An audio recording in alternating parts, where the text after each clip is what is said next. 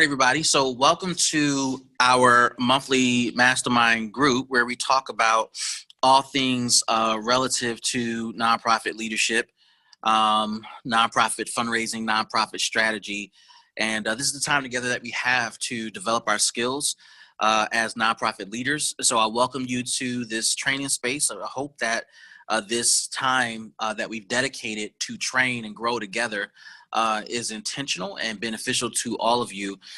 This particular session, I want to talk about the 4-hour nonprofit executive. Now, I want to talk about this because I think that there's so much that can come from us learning how to be more efficient with our time, better managers of our time.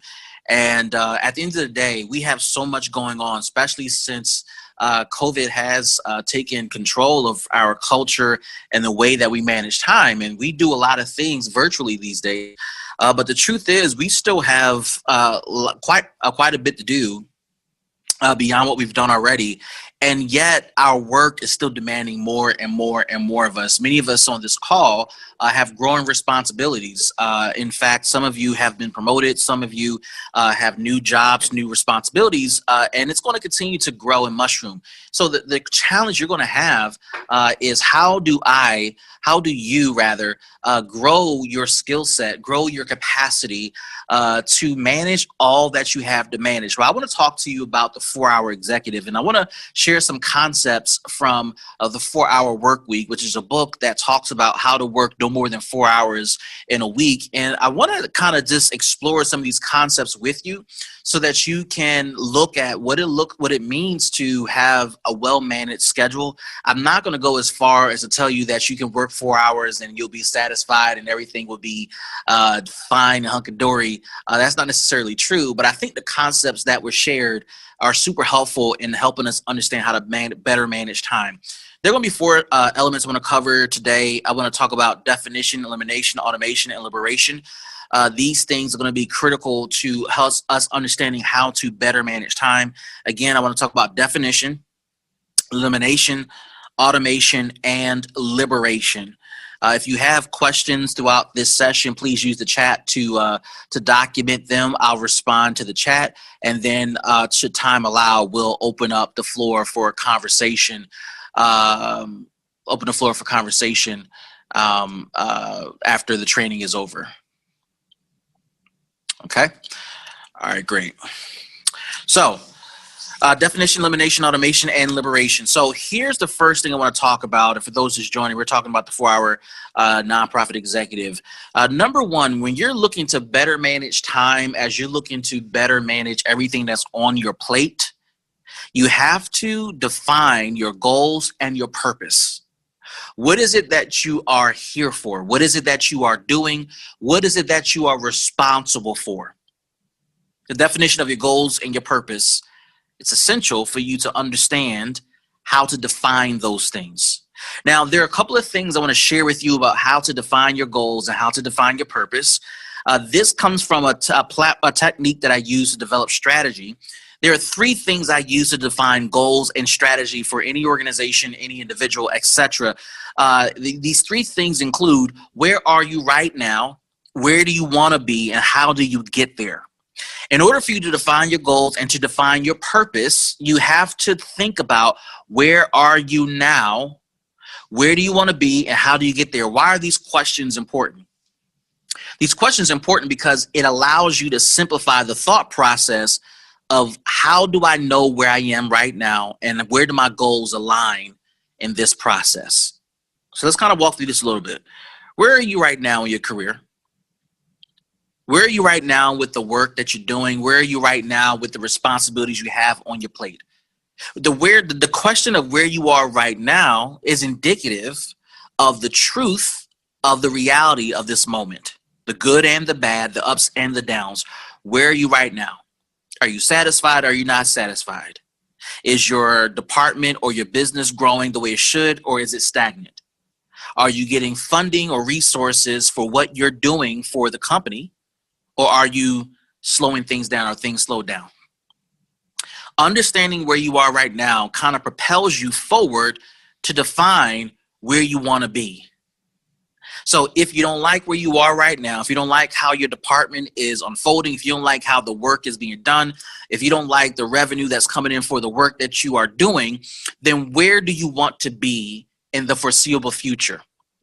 When you're answering this question, I want you to think 2 to 3 years out. And I want you to think about something that is nearly impossible for you to do on your own. It's key for you to think about it in these terms, because the more outrageous the thought, then the better we'll have a discussion where we ask the question, number 3, how do you get there? How do you get from where you are, the reality of where you are, to where you want to be? There's a gap, there's a schism between the current situation and where you wish to be. So we need an in-between strategy to make that leap, to make that jump, to make that shift from where you are to where you want to be. Now, again, the first part of becoming a 4-hour nonprofit executive is to define your goals and your purpose. Your goals and your purpose are defined by where you want to be. These things are aspirational. These things are forward thinking. These things are about where you anticipate being.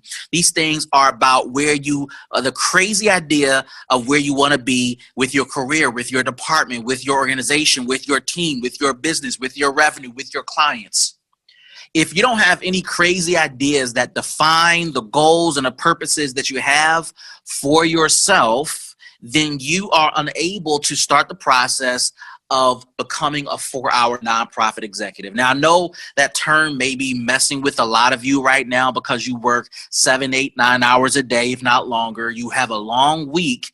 But again, this concept today that we're talking about is all about the 4-hour nonprofit executive. How do you better manage your time? How do you better use your time? How do you better leverage your time?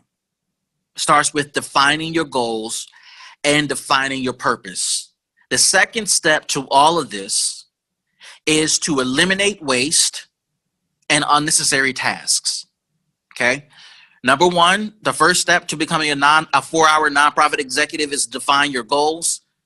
The second step is to eliminate waste and unnecessary tasks. Our industry, professionals in our industry, colleagues that we know. In fact, some of you on this call love to do busy work because it makes you feel important. Many of us have gotten into this industry, gotten into this work because of our big hearts. And we feel like the more that we do, the more that we can get engaged in, the more busy we feel, the more special and fulfilled we feel. Can I tell you a secret? That the more busy you are does not make you more fulfilled, and nor does it make you more productive. It just makes you busy. What I've noticed over my career is that busy people struggle with change. Busy people struggle with being inefficient. Busy people struggle with planning and being forward thinking about how to get something done the most effective way possible. So can I challenge you during this coaching session, this mastermind session, can I challenge you to begin to eliminate waste and unnecessary tasks that you do every day? Now, it's not as simple as I'm going to do what my job description says. No, it's not that simple. You can read your job description, but the problem with the job description, if you have a job, is that when you look at the bottom of your job description, it says other duties as assigned. So you're always going to have something that's not written as a part of what you do. But then the question becomes, how do I consolidate everything that I do? How do I eliminate waste, unnecessary tasks? Number 1, you got to delegate what others can do.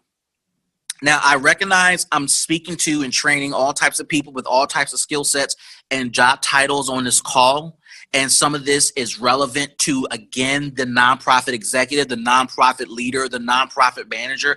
This call is for managers, leaders, creators, innovators, entrepreneurs. So if you're not in that space, this may be a bit challenging for you. But for the leaders on the call, you have to delegate what others can do.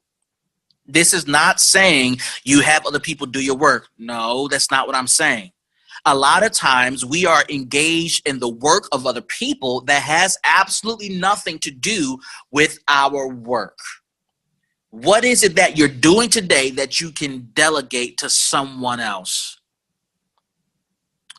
The second thing I want you to consider when it comes to eliminating waste and unnecessary tasks is how can you engage, secure, bring in partners to fill gaps within your business, your organization, your department. This is essential for all of you who are listening to me during this training, because partners help expand capacity. Partners help bring your ability to do more to the forefront.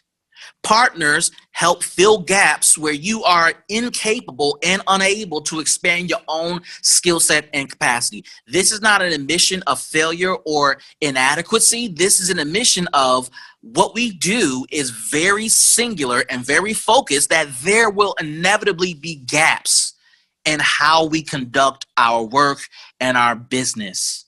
Therefore, we need partners to fill those gaps. Think for a moment. What is it that you are doing? What is it that your group does? What is it that your company does? What is it that your team does? And what is the focus of that work? Many of us on this call are in the workforce development space, and oftentimes we assume that workforce development is all encompassing of all things workforce development. But the truth is, we don't do everything associated with workforce development. And if we do, we're not that good at everything. Think about the things that your team does, your organization does, and what gaps inevitably show up as a result of you doing those very few things. Those gaps are things that are important, but may not be completed or done by you. They're important to your customer. They're important to the overall scheme of your work, but they're just not done by you. One of the things that we have noticed over the years that is a glaring weakness of our work is that we deal with all types of people in the workforce development industry that have all types of mental health issues. And many of our case managers have been left responsible to deal with these mental health issues and not have the proper training, skill set, or experience to navigate it. That is a huge gap that comes along with serving the types of clients that we serve. This is not a calling for you to say, hey, let me jump in to be the therapist of the group. No, unless you have a career aspiration, unless you're looking to go back to school to do something like this, it's not necessary for you to fill a gap like that. The smarter thing to do is to engage a partner to fill a gap that clearly exists, that clearly is important, but is also not a skill set that presently exists within your team. You do not always have to do or fill the gap yourself. You do not always have to solve the problem yourself. The smartest thing to do is to find qualified people who can fill the gap. We're talking about eliminating waste and unnecessary tasks. The third tip to all this is to remove activities that do not make you more efficient. Okay. First, we said delegate what others can do. Next, we said engage partners to fill gaps. And the third strategy to eliminating waste and unnecessary tasks is to remove activities that do not make you more efficient. What I would like to see for everyone on this call is for you to move towards efficiency. How do I do the maximum amount of output and work within the 7-8 hours that I'm paid for and still get everything done and then some within those 7 hours? Okay, that's what efficiency is. Efficiency is not I'm gonna work an extra 2, 3, 4, 5 hours in the evening to get done what could have been done during the day. What I often hear from my teams, and this is like historic, people told me I don't have enough time throughout the day to get my work done. I don't have enough time to complete all the tasks and then to take on new things you assigned to me. One of the things I try to curtail my response when I hear stuff like that, because what I do see and what I know to be true is that a lot of folks in our industry do not manage time well. We don't manage our time well enough by the minute, by the second, by the hour. And as a consequence, it makes us less efficient. Efficiency can come from removing activities that do not make you efficient. That's number one. Stop doing the tasks that are assigned to other people. Number two, one other tactic that can be super helpful to become more efficient is to figure out what things do I do throughout the day that has a duplicative effort or can have an output that can benefit more than one thing. I think the term goes, you're killing two birds with one stone. So when you look at that visual, how can I knock out two birds with one stone?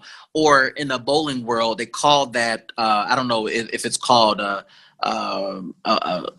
gap tooth or a field goal, when you have two bowling pins at each end of the lane and you got to figure out how to bounce one pin off the wall to get the other.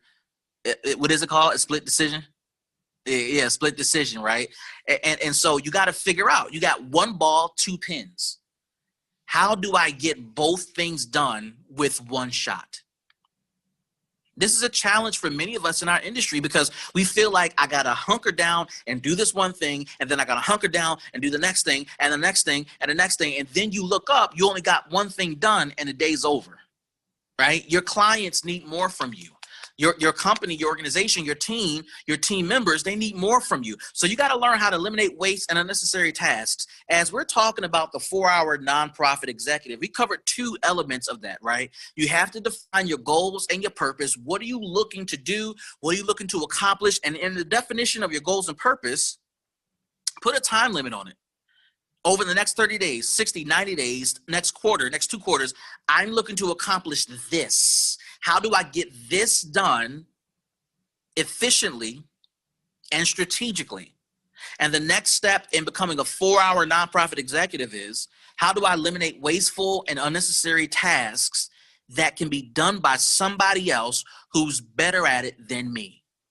During this COVID experience, when we first went online, and we decided to do online full-time, 8 hours a day, 5 days a week, I took on the responsibility naturally just to be the Zoom person. So I coordinated Zoom, I facilitated Zoom, I was maneuvering people through Zoom. And what I quickly learned was that Zoom, me being that person, wore me out. It also took me away from doing other things that I needed to do. And I had to identify someone who can manage this just as well, if not better than myself. As a leader of teams, a leader of people, when you see that you're doing something that doesn't make you efficient, who within your sphere, who within your team can own this task and do it just as good or better? It takes quite a bit of humility to say, nope, I'm not that good at it. I can't sustain this level of energy. I need somebody who's more capable than I am. This is what leaders think about. These 2 steps, and I'm going to pause here for a moment. These 2 steps start us down the journey of the 4-hour mentality. How do I get my time back? How do I put out 4 hours of effort so I can have more time to think strategically and intellectually about the work at hand? I want to pause here. If you got any questions or comments, please put them in the chat so that we can acknowledge them and see them. Marcy says, we're often called on to set out, to step outside of our skill set. It's even become a part of our training that we are offering. How do we draw the line? You know what's interesting, Marcy? That's an interesting question, because a lot of people will raise that question. A lot of people will say that, man, my job, my responsibility is this, and I'm asked to do more than that. I think the interesting thing about that statement is the bottom of the job description, other duties as assigned. Right? If you are a leader and you're on this call, and I'm believing everyone on this call has aspirations to go to that next phase of their career, being asked to step outside of what is normally required of you is something you embrace. But this is also an opportunity for you to put to work what you've learned prior to that request. So, for example, you've been asked to just do intake for your department. if you've gotten really, really, really good at intake, you know that there are ebbs and flows to intake. You know when there are highs, where there are lows, when people come in, when people don't come in. You know the dead spots. You know the repetitive questions people ask. You know the repetitive things that happen. You know how staff reacts. You know how things unfold. You should be the master of intake. So when somebody else asks you, when your supervisor asks you, listen, I need you to do intake, and I also want you to do recruitment, it shouldn't be weird, but what I've learned over my career is that people tend to be upset when they're asked to do more because they've gotten used to the downtime. They've gotten used to doing nothing else but this. And what's being asked of them is an interruption. It's a disruption of their downtime. My job is to push you to that next phase, to not think about downtime as time that's belonged to yours. No, it actually doesn't.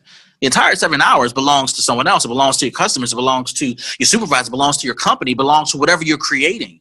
And when you look at that time that belongs to someone else but yours, then you'll think, okay, how can I be even more efficient with the time that I have? Any other questions, chats, comments in the chat? Oh, wait a minute here, Marcy. Hold on one second. Let me unmute you. When you were speaking about that, I was thinking about, the types of staff trainings over the years that we have engaged in. When you were talking about, staff dealing with mental health issues of customers because of the work that we do. I'm not a trained mental health professional, right? But I've had to, because of the work that we do, in order to do it more effectively, become certified in mental health first response, right? Or learn how to become more aware, to become trauma informed and gender responsive as it relates to working with our customers. And so that list begins to grow and expand, and it gets to a point where there's almost like no end to it. Because again, we're dealing with the public coming in the front door and we don't know necessarily what we're encountering. I'm not trained necessarily in that area, in that field, but I'm called on to respond in that way until I can, get the partners involved who specialize in doing that work. And sometimes, staff are not equipped to handle that, but they're called to do it regardless because we serve everyone. Yeah. I'm not sure if you're looking for a response to that set. Yeah, you're right. Not necessarily, but I guess it's just the reality of what we deal with. Yeah. Yeah. And I think for me, what I think I find super helpful is when you are asked to do something that you're not fully trained to do. Mm-hmm. I appreciate people on the team that do it with the best of their ability within the scope of their current skill set. Right. I would not expect, and I think it would be completely inappropriate if people try to become Dr. Phil overnight. Like that. That's not what your clients need. No. And more cases than not, when there's a mental health issue, your clients need a listening ear. I think we all know how to do that. Your clients mm-hmm. need a calming presence. Your clients need a sense of hope. I'm not asking my staff to establish or create these therapeutic models to help somebody therapize through their issue. No, I'm asking people to help navigate as best they can through their current skill set. And if we keep experiencing high-end psychological triggers, then we need to bring in a professional to deal with those issues. Right. Other than that, if they are few and far between, then we need to stay in our lane, stay focused on what we can do, and keep it moving. Mm-hmm. Okay. Yeah.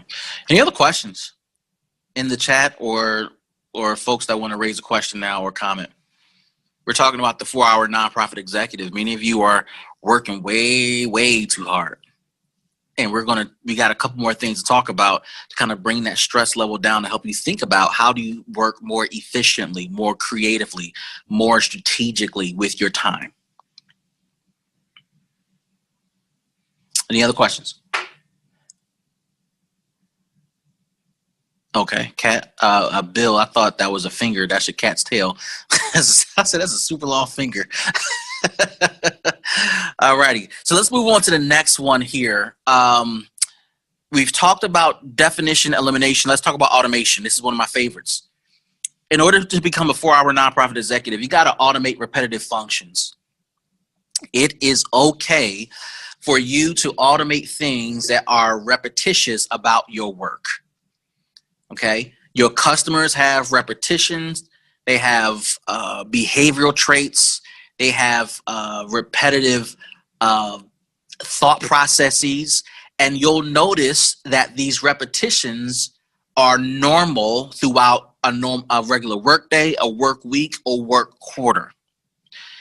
I'm going to challenge all of you to begin to be thoughtful about what types of repetition exists within your work. This may be hard for some of you to hear and to accept, because some of you do not like to have a generalization or a blanketed thought about your clients and your work. However, when you take an unemotional step back, when you step away from the work that you love to do, you'll notice that there are repetitions about what you do on a regular basis.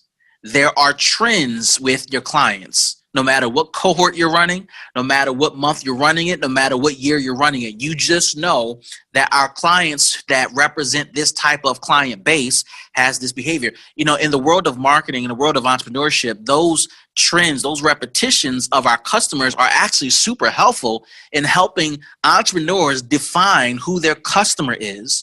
And it helps them figure out, how do I communicate and market to my customer who has the following behavioral trait? Not every person between the age of 40 and 50 thinks the same, because you got age and stage, you got race and gender and place and where folks grew up. But a generalized thought is that people between 40 and 50 behave like this. They have these types of values. They were exposed to this type of thinking. They feel this type of way about this subject, etc. So in general, to capture a piece of market share, we're going to build a marketing plan to tell this population between the age of 40 and 50 about our product, because we know that a chunk of them will respond to this. When you step back from your work, what are the repetitive functions of your work that exist? Are there repetitive functions in client transactions? And the way clients engage with you, and the way they engage with your team, your peers, your competitors, your partners? What are the repetitive functions? What are the repetitive transactions your clients have with you on a regular basis? What are the repetitive programmatic operations that exist within your organization? What things do you do every single day when you log on to work? What do you do every single day at 10 o'clock, at 1 o'clock, at 3 o'clock, at 4:30? What are the repetitive things that have to get done that you engage in every single day, every single cohort, every single quarter? What things can you automate? And also, what repetitive planning activities do you always engage in? One quick example I'm thinking about is for those of you that have to do quarterly reports to your funders. This is, in fact, a repetitive function, and it touches every element that I talked about. Quarterly reports are in response to the regular client transactions you have every day, every month, every cohort. A quarterly report describes in general, every client transaction. How many people served? How many people enrolled? How many people graduated? How many people placed? How many people retained? What are the trends? What are the barriers your clients are dealing with? Those client transactions are funneled to the top to define what we call key performance indicators. These are repetitive functions, and you'll notice trends quarter after quarter after quarter after quarter after quarter after quarter. When you start to write grants, pursue revenue sources, what are the client transactions telling you about your customer, and how can you inform your funder on how they should support you as a result of your knowledge and your awareness of client transactions that are repetitive? Program operations. How do we recruit people? How do we enroll people? How do we case manage people? How do we train people? How do we place people? How do we follow up with people? These are repetitive programmatic operations, repetitive programmatic functions. If you are the person that must recreate the wheel every single time, you are not efficient. You are doing things that are wasting time and are unnecessary. If you recreate the wheel every single cohort, you have no purpose, you have no goals in mind, and you certainly are not handing off and delegating tasks to other people who can get stuff done. Programmatic operations are indeed repetitive. If you're anything like me, you get bored rather quickly with repetition. And then planning activities. How do we plan for the next quarter? How do we plan for the next month? How do we plan for the next 60 days? How do we plan for the next year? Those things are repetitive. Once you learn the repetitive functions of your program, then you can start to plan recruitment in advance. You can start to plan intake in advance. You can start to plan case management in advance. You can start to plan training in advance. You can start to plan job placement in advance. You can start to plan every programmatic element of your work in advance because it is repetitive. It's the same thing, just a different day and date. So if you're working hard, frustrated, stressed out, it's because you're recreating the wheel unnecessarily and have not stepped back and looked at what's repetitive about my work, what's repetitive about my business, what's repetitive about my nonprofit organization. You have to learn how to automate. One of my favorite things that I've done was to purchase an account with Calendly. It's an app. Calendly does calendar invitations and meeting invitations, and it negotiates meeting times with people. Now, the story behind me purchasing this comes from me wanting to schedule a meeting with a friend of mine who had his own business, and I, like any other friend, I text him and say, hey, let's go get some lunch. He says, yeah, cool. Talk to my secretary. I'm like, secretary? Like, when have I ever had to do that? We friends. Man, whatever, right? So, all right, I'll call your secretary. Got on the horn, actually was emailing his secretary. The amount of emails back and forth between me and his secretary downright frustrated me because every day I suggested he wasn't available. And she couldn't tell me in general what his availability was. Is it better to meet with him on Tuesdays and Thursdays, Wednesdays and Fridays, or Mondays downtime? Does he want to meet with friends on Mondays? Tell me, just give me a sense so I can adjust, right?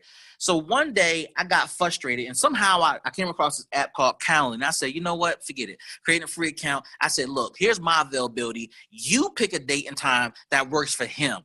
You know his schedule. You clearly don't want to tell me. You pick a date and time that works for him. I don't got a secretary. I can't negotiate and go back and forth with you. And so when that happened, not only did we get the meeting finally scheduled, it was a light bulb moment that I don't want to do this with people, because I've done this dance with people before where we would go back and forth and we would exchange 20 emails about availability. All right, are you available on this day? No, this day. No, this day. Next week? No. 2 weeks from now? No. Next month? Yeah, I guess. What time? Well, 9 o'clock? No. 10 o'clock? No. 11 o'clock? No. 1 o'clock? I guess. Right? And that repetition happened over and over and over again, in spite of who I was talking to. So when I purchased this account, and I eventually got a pro account because I needed this to work on a number of fronts, it took out the repetition of me doing this song and dance, of trying to schedule a meeting, coffee, lunch, dinner with people that I met with on a regular basis. And it's not like I could hire an assistant. I didn't have enough money to hire an assistant. I had enough money to hire a digital assistant through Calendly, $12 a month. I can afford that, right? So so I realized the things that were repetitive. Also, Calendly eliminated wasting time for me. My staff knows I can't stand time wasted. I can't stand it. I can't stand unnecessary tasks. So instead of me wasting probably 1 to 2 hours over a 2-week period with someone's secretary to schedule something with them, I eliminated the waste of time of having these email exchanges and simply just put a link in my signature and said, hey, you want to meet with me? Go ahead and click the link in my signature and we'll schedule time. And because of the way we set up Calendly, I don't have to go through the process of confirming a meeting anymore. Again, number two, the second step to becoming a 4-hour nonprofit executive is eliminating waste, unnecessary tasks. So now I don't have to confirm, because Calendly, when I bought the pro account, allowed me to automate confirmations. When you register to have a meeting with me, it automatically gets put on your calendar. You get a confirmation 24/12 and 1 hour before the meeting, which lets you know I'm still committed. If I'm not committed, I'll cancel, and the system will automatically communicate with you that the meeting has been canceled. You can reschedule by clicking this link. So by making that $12 a month investment, I identified repetitive functions, I eliminated waste and unnecessary tasks. And again, when we talked about defining goals and purpose, one of my goals was not to waste time.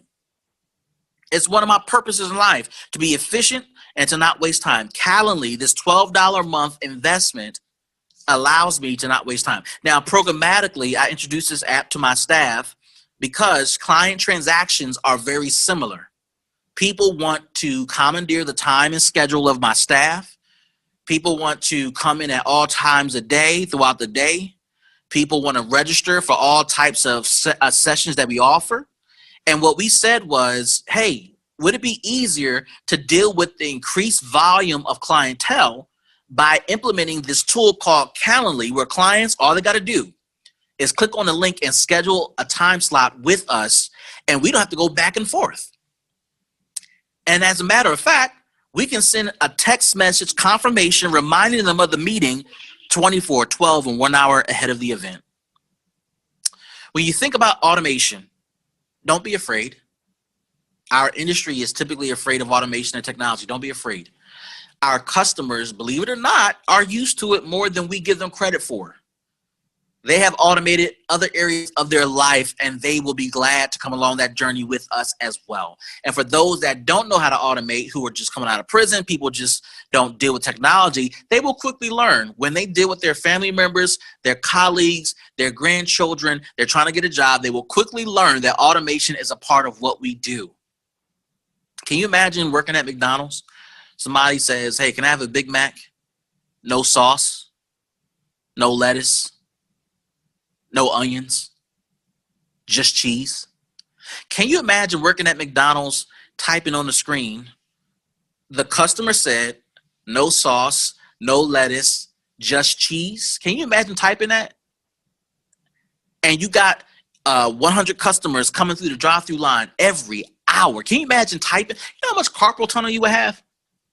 Instead, if you look at a McDonald's touchscreen, you can just hit subtract, boom, boom, boom, done. And when you look at the receipt says no sauce, no lettuce, just cheese, because that function has been automated. That transaction has been automated. The last thing to becoming a nonprofit executive, let's just rewind for a minute. You need to define your goals and purpose. You need to eliminate waste and unnecessary tasks. You need to automate repetitive functions. And then lastly, you need to liberate your mind. We incur a lot of stress in the work that we do. What we do is very fulfilling. It definitely solves problems. It definitely results in people's lives being changed. But this type of work in the industry that we work in, it can cause stress. And the lack of efficient working habits that we do not possess either creates or enhances the level of stress that we experience. So in order to become a 4-hour nonprofit executive, the last thing you need to consider is to liberate your mind. Liberate your mind from pressure and anxiety to do all the work yourself. That's crazy. Stop it. Stop trying to do everything yourself. It never has worked. It's not going to work, and it never will work. Liberate your mind from the pressure of doing everything yourself. If you are fortunate to have teams, whether people reporting to you or you're leading matrix teams, or you have coworkers, would you do them a favor by delegating to them things that they are really good at? Would you do them and yourself a favor by engaging partners to fill gaps? Would you remove activities that don't make you efficient? Please remove that pressure and anxiety from your mind. Liberate your mind from being the savior to all your clients. This is number 2. You feel like you got to save every client. No, you don't. Every client does not need saving. Every client does not need the type of support you provide. It's not true. Some clients have the same triggers or have the same, present the same elements of need. They present the same issues, symptoms, but it doesn't mean that this is another call for super so-and-so to come in with the cape to save the day. You're not the savior of your clients. You're not. Lastly, liberate your mind from wasting time to feel busy. If you like to stay busy or like to pretend you're busy, that is not liberating. That's very stressful. What I've noticed is that people who try to keep themselves busy doing just busy work, they often get frustrated when their supervisor comes and tells them that you're not being efficient or you're not doing what's asked of you. In fact, we're going to ask you to do what's actually in your job description and what's required of you. Those people tend to get frustrated because they feel like I'm already doing enough. I'm already working hard and you're going to ask me to do this? Well, yeah, nobody asked you to do the busy work. The busy work is not even on your job description. The busy work is not even associated with your job title. Busy work does not mean you're being effective or efficient. So let me encourage you to liberate your mind from wasting time just to feel busy. Why does all this matter? Why is this important for us as we look at the 4-hour nonprofit executive? Again, I'm not teaching this to you so that you can work 4 hours a week. And that's not the intent. If you read the book, I mean, he's dead serious about working 4 hours a week. But what he was trying to get at, and what I want you to get at, is the 4 hours a week you work theoretically should be towards getting stuff done. Quality stuff done. You know, every time I think about getting a burger, my wife and I, we have to remind ourselves that the easy thing to do is go to Burger King, McDonald's, or Wendy's to get a burger. And they're going to charge us a pretty penny for a burger. However, if we are willing to be patient for an additional 10 minutes, drive down the road for an additional 2 miles, we can go to a restaurant of our choosing and get a higher quality burger. Spend $1 or $2 more and be more satisfied with that purchase. I'm telling you this because many of you can be more efficient and get higher quality tasks done if you just defined your goals, eliminated waste and unnecessary tasks, automated repetitive functions, and liberate your mind. You can have a better experience at work. You'll be less stressed. You'll be less angry. You'll curse a lot less. You'll drink a lot less. You'll have more peace at home, more energy at home to play with your kids and your family. So you may be asking me, man, if I only work 4, 6, 10 hours a week doing the hard tasks that my job does require, what am I doing with the rest of my time each week? Glad you asked. As a leader, you are responsible for influencing others. This is the core definition of leadership, to influence others to achieve a goal. It is difficult to influence other people to achieve a goal when you psychologically, emotionally do not understand your team. In order to understand your team, you have to be intellectually free to assess and evaluate and study who they are, what they like, what they do well, what they perform well in, where they stink, and where they can get better. If you're unable to identify gaps within your team and how they can be better positioned to succeed, then you, my friend, are not leading your team. What prevents leaders from leading their team is the work that they do every day. If you are stuck doing frontline work because you feel like nobody can do client services better than you, then you are not leading your team. In fact, you're giving your team a free ride. And guess what? They're going to take it. They're going to take advantage of the opportunity to sit back and relax and allow you to do all the work yourself. And they are not going to feel any guilt about it. And you're wondering why your team does not come up and step up to support you. They don't do it because they know that you are going to eventually take the work back and do it yourself. However, when you decide to lead a team, you're saying, I'm going to trust you to get your work done. Now, it may not get done right. It may be wrong as 2 left shoes. However, I'm going to lean on you for you to develop your skill set to get the job done. And my trust in your ability is proven by me not stepping in and doing the work for you. In fact, my trust in you is me saying, hey, I need you to get this done by this time. Hey, this is not what I expected. Let's take another stab at it. Let's get it done by this date and time. A true leader may notice that staff may not perform well during task A, B, and C. However, you free your mind up to assess and evaluate a place where team members can better fit and better perform, and you position them to succeed. Again, leadership is about influence. In order to get the best out of you, I think we need to move you from here to there. Leading people is like a game of chess, positioning your pieces to succeed no matter where they are on the board. You can't do this if your mind is not free to think and to strategize. I can go further into this concept, but I'm going to pause here, invite questions, answers, comments, and feedback. You can go ahead and unmute your line. But this has been a presentation on the 4-Hour Nonprofit Executive. And I hope that this was super helpful on your journey to becoming a better nonprofit leader for the sake of your team and for our customers. So phone line is unmuted. Go ahead and share questions, comments, thoughts. Dr. Clark, quick question. Who's the author of this book? Tim Ferriss. Okay, thanks.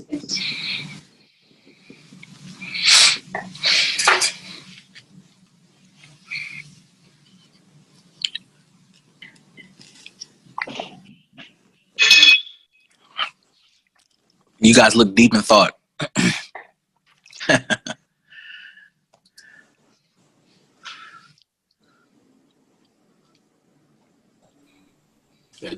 I think a lot of it rings true in day-to-day work. When I get too busy or too many event-driven stuff coming at me that I don't control, then the strategic thinking is the first thing to fall off. That's right. I don't have time for it. Yep. Mm-hmm. And headspace. Yeah, I don't got the headspace for you. You're right. Others, what's going through your mind as you heard that training? What are you thinking about, Marcus? You just look so deep in thought. You might as well share.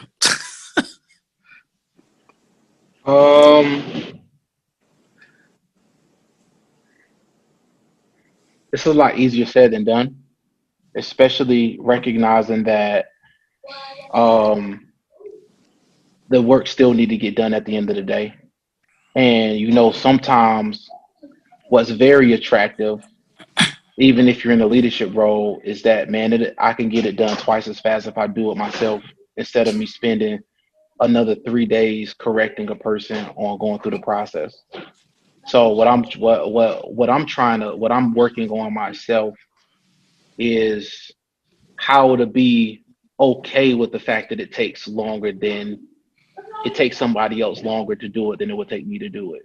Because the long-term benefit of it is that I will eventually not have to worry about the process.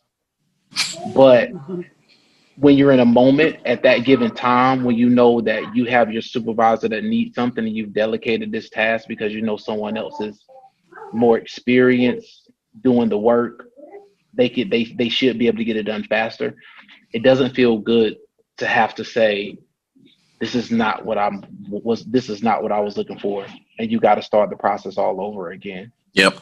But when you were talking about liberating your mind, and you were talking about liberating your mind so you don't feel like you got to do it all yourself, not being your client savior, and also from staying busy, but also that you don't have to solve all of your staff problems, because that's something that can tie you down as well, because it's again something that I'm working on, to where I can be okay with somebody else trying to figure out the process, right? Because especially, and I think this goes back to the meeting that you had before, when you go from doing the work yourself to operating as a supervisor, right? You see the work from a different lens, and you know that I can just bog down for 25, 35 minutes and get the task done. It's it's difficult to be able to have to just to be it's difficult to be able to sit back and go, look, y'all figure that out, because my mind is constantly worried about what would the end product look like, right? So what advice would you give me on that? Because that's something that I do struggle with, and I think we talk about it all the time. Like how do I be okay with the fact that this is going to take time? And right now I feel like, and I don't, not only right now, I think I always feel like time isn't on my side, because as we know, as each day goes by, more tasks come down. So how do I mentally say, you know what, this might take longer than expected for somebody else to do it? And You be got to choose to be. satisfied with that. You got to choose to be patient. Mhm. So one of the best examples I saw this week of this was Anthony Davis hit the game-winning shot in the Nuggets game. Now, if this is a basketball reference, and it was an amazing shot, it was a huge shot, all net. It was beautiful. It was just amazing.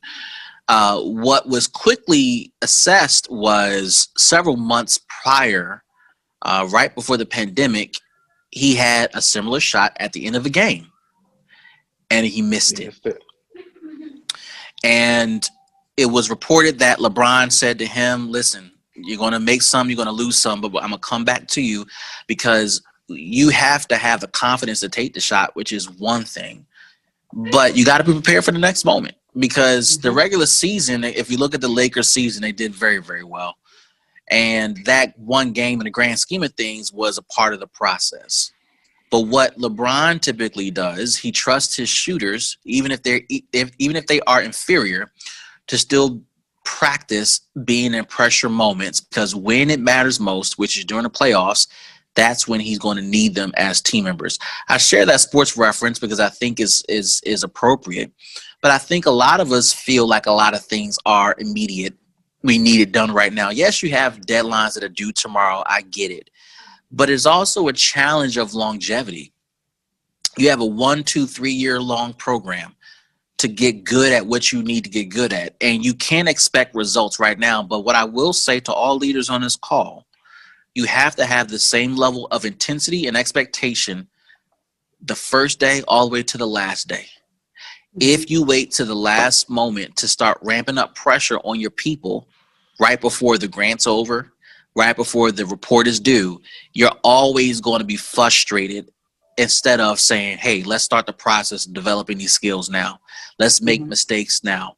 Let's be repetitive now. Let's remove inefficiencies now. Let's start to delegate tasks now. Let's start to do things that make us better at our jobs now, as opposed to later. I've noticed that a lot in our industry, where people don't get ramped up for a grant until like 3 months before the fiscal year is over. And the funders breathing down their neck, and now they want to get all serious. You had 12 months. Why are you waiting to month 9 to start get serious about your grant? No, we start from day one with the intensity. And what you realize is that when you start intensifying pressure from day one, then you can start to ease into the rest of the year, and you don't have that type of stress. And you guys hear this from me a lot. Let's go hard now. Let's recruit hard now. And let's not wait until the end. Let's do it now. So you got to choose to be patient, and you got to start early with the process.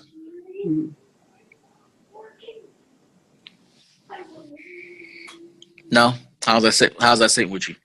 I smile because again, it's one of those things where it's like, okay, but it's like when I'm in that space and I'm heading towards meeting my deadline, and it's just not working out the way that I had anticipated. So I do agree. I gotta just sit inside of a space and say, you know what, I gotta see this through. Let me ask you this: give it to me.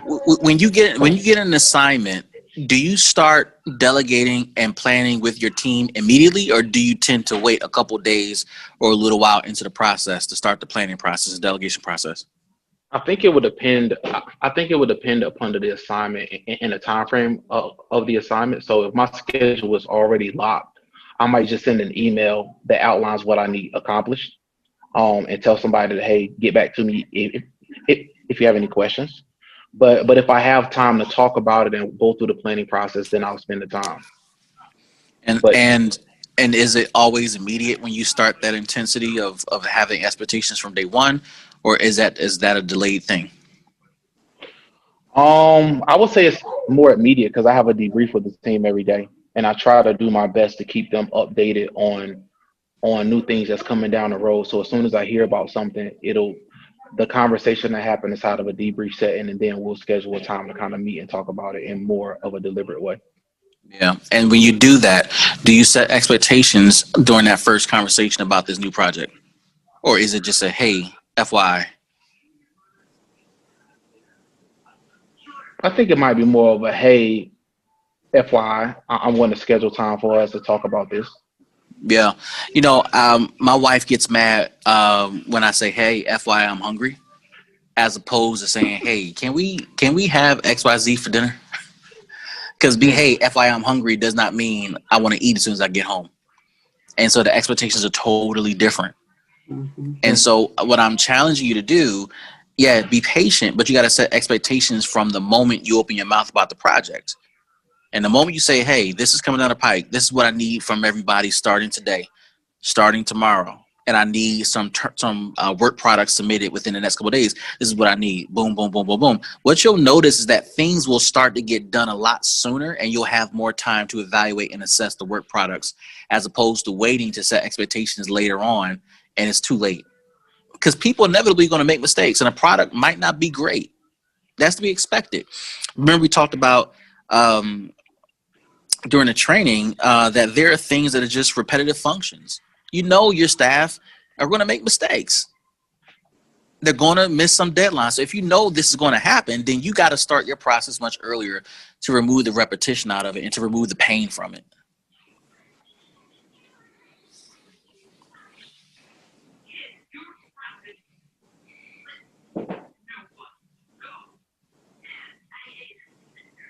I agree with you. I agree.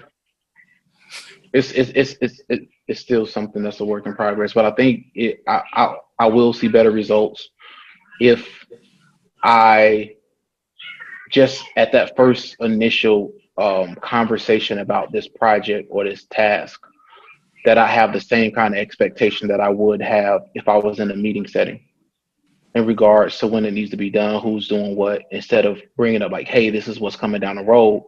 We're going to schedule time to talk about it. And the amount of time that happens just because of my schedule, I may not get to it from a meeting standpoint in a way in which will be most beneficial for everybody else. So if I share it, even if it's in a debriefing session, or if it's in a morning meeting session, or whatever the case may be, if I have the same kind of mindset connected to task completion as I would if it was an actual meeting, then I could get better results. That's good feedback. Yeah.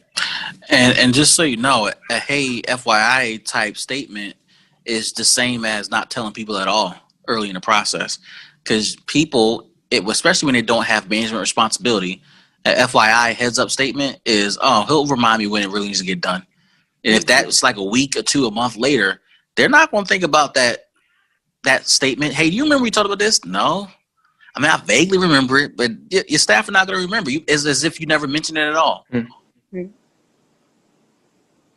Maybe time for one more comment, one more question before we break for the day.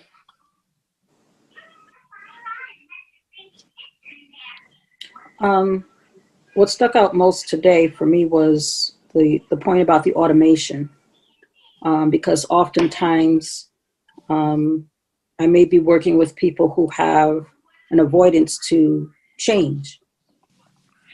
And, it's almost like double work. First, you got to convince them that it's changing, and then you've got to teach them how to embrace the change, whatever that's going to be. So that's always an ongoing. But one way I've combated that is letting people know that things will change. Like don't get stuck here, because it is going to change. It may not be this year, but it is going to change. So Yep. just keep yourself open to change. But that's a tough one, the automation piece. Yeah. And so what do you think is next for you as you reflect on automation relative to your work? I think I have to get a clearer understanding really of where people are and think about what can I assist them with to get them past that, and challenge them to do that, because sometimes they're just comfortable where they're at, right? Yeah. And so anything that, disturbs their comfort, they're automatically pushing back on. Yeah. And that is so true, Marcy. And I've also seen too, as soon as you, from a programmatic lens, establish ground rules, the lines that cannot be crossed with clients, give it a few times, they'll get used to it rather quickly, especially when they realize that you're there to serve a need that they have. Clients tend to adjust, and we don't give them enough credit for the amount of adjustments they are willing to make. They are expecting us to establish that foundation for them, and they'll act accordingly. True. I agree. Yeah. Well, folks, it was fun for me. Hope you got something out of it. Tell a colleague, invite them to the next session, and I look forward to seeing you guys next month.